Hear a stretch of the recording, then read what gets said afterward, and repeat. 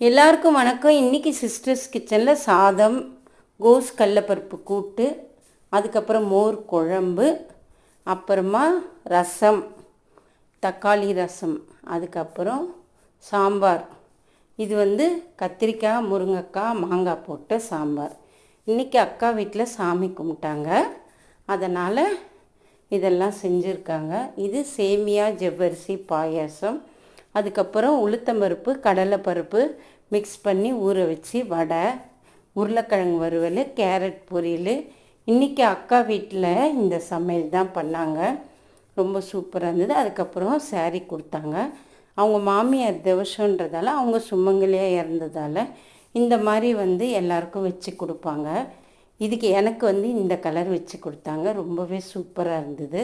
இந்த கலர் நல்லா இருக்கான்னு நீங்கள் கமெண்ட்ஸில் சொல்லுங்கள். பிடிச்சிருந்தால் லைக் பண்ணுங்கள், ஷேர் பண்ணுங்கள்.